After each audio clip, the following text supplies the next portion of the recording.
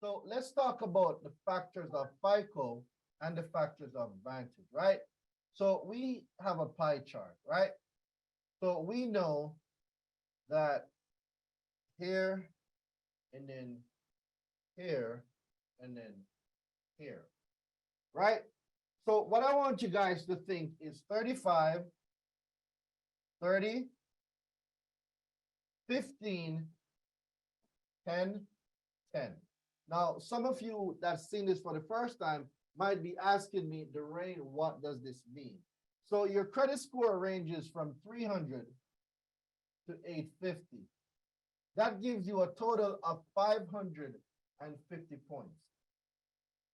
Each section is a specific percentage, but also each percentage is also a number of points. So when you take 35% of 550, you're gonna get 192.5 points. When you take 30%, you're gonna get 165. When you do 15, you're gonna get 82.5. When you do 10, you're gonna get 55. Then you do 10 again, you're gonna get 55. All together gives you 550. All the percentages give you 100%, right? So 550 points is equivalent to 100%. Now, this part is called your payment history, right? So your payment history, which is where late payments fall in, your utilization,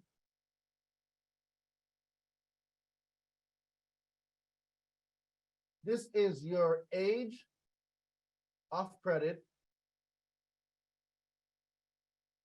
Right here, we have mixture of credit.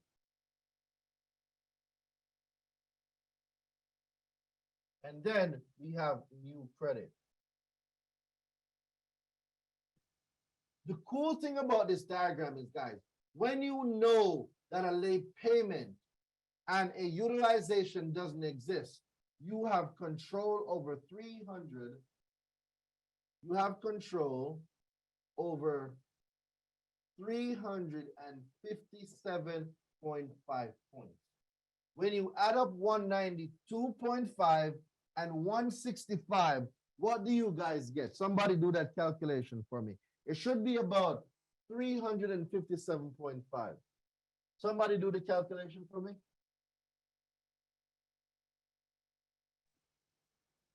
357.5. Amazing. So now that we know we can control 357.5 points, well, all you need to do now is use the laws to delete the late payment. So what the law says now is reports containing information solely as to what? Well, transactions and experiences. So now, if we know that transactions and experiences are not on the consumer report, well, what is your payment history? Isn't your payment history your transactions? And isn't the utilization your experience? See, when you get a line of credit and you use a line of credit, the amount of credit being used at that particular time, that line of credit, that is your experience. So if it's $1,000 line of credit and you're using 50%, that is your experience with the line of credit. So if you know that a utilization and a late payment does not exist on your consumer report because the law says your transactions and your experiences are not included. But on the consumer report itself, FICO and Vantage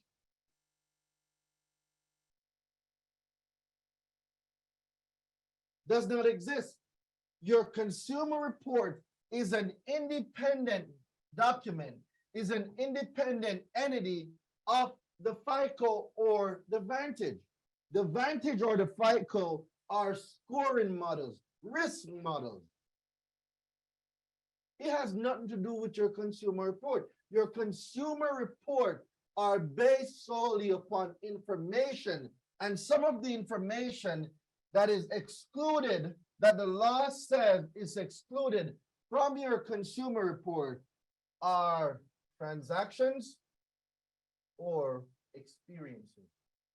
So if late payment and utilization doesn't exist, you're able to recoup 357.5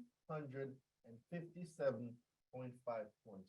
This is why using the late payment and the utilization is so powerful. So now, when we go back to our letter, you will see that delete the above late payments from my consumer report. This agency is in violation of 15 U.S.C. 1681.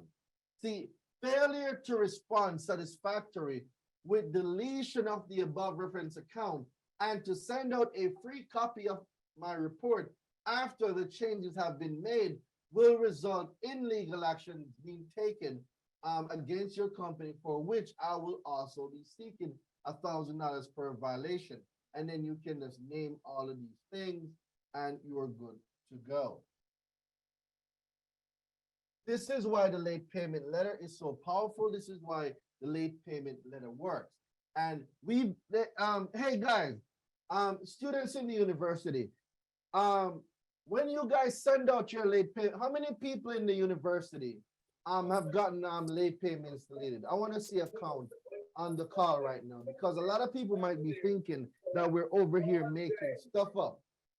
A lot of people might be thinking we're over here making stuff up, but I'm here to tell you there's students in the university that has used these letters and gotten late payments deleted. A lot of them from student loans, from all sorts of accounts.